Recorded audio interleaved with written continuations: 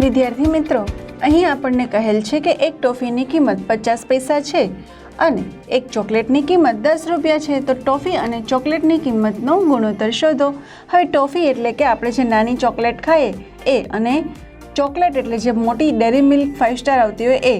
ટોફીની કિંમત 50 પૈસા છે અને ચોકલેટની 10 રૂપિયા.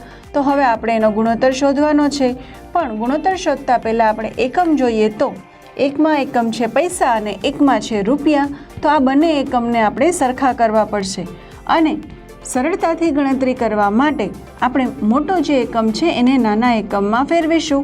એટલે કે 50 પૈસા છે તો આપણે રૂપિયાને પૈસામાં ફેરવીએ તો 10 રૂપિયા બરાબર કેટલા પૈસા? સૌથી પહેલાં આપણે એ શોધીશું. આપણને ખ્યાલ છે કે 1 રૂપિયો બરાબર 100 પૈસા.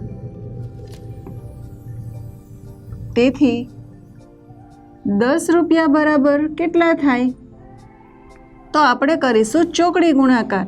એટલે કે 100 ગુણ્યા 10 બરાબર 100 ગુણ્યા 10 બરાબર 1000, અથવા તો 1 1 1 અને બંને જે શૂન્ય છે સાથે ત્રીજું શૂન્ય એડ કરીને આપણે મૂકીએ તો આપણને જવાબ મળે છે 1000 પૈસા. હવે આપણે ગુણોત્તરનો દાખલો કરીશું, જેમાં આપણે સૂત્ર લખીશું.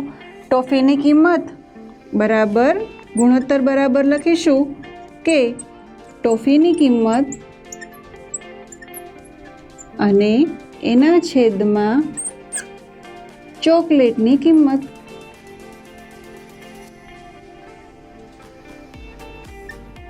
હવે આપણને ટોફીની કિંમત ખબર છે 50 પૈસા બરાબર, અને ચોકલેટની જે કિંમત છે એ મળી ગયેલ છે 1000 પૈસા. હવે આપણે શોધવાનો છે ગુણોત્તર. એટલે આપણે જે એકમ છે એને કાઢી નાખીશું. એટલે કે પૈસા છે એને કાઢી અને આપણે લખીશું 50ના છેદમાં 1000. હવે 50 અને આ 1000 આમાં આપણે છેદ ઉડાડવાના છે. સૌથી પહેલાં આપણે એક એક શૂન્યને ઉડાડી દઈએ. હવે વધે છે 5 અને નીચે વધે છે 100. 5 ગુણ્યા 20 બરાબર 100, એટલે કે 20થી છેદ ઉડશે.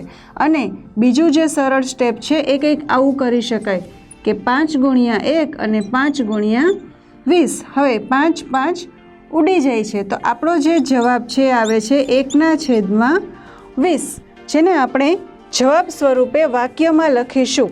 આપણને 1ના છેદમાં 20 મળે છે, એને આપણે અહીં વાક્ય સ્વરૂપે લખીએ તો જે ગુણોત્તર છે એમાં જે પ્રશ્ન છે એ જ પ્રશ્નને આપણે જવાબમાં લઈશું. તો ટોફી અને ચોકલેટની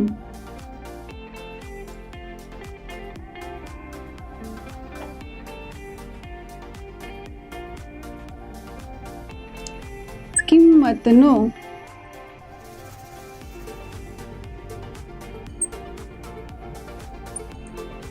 ગુણોત્તર બરાબર 1/20 છે.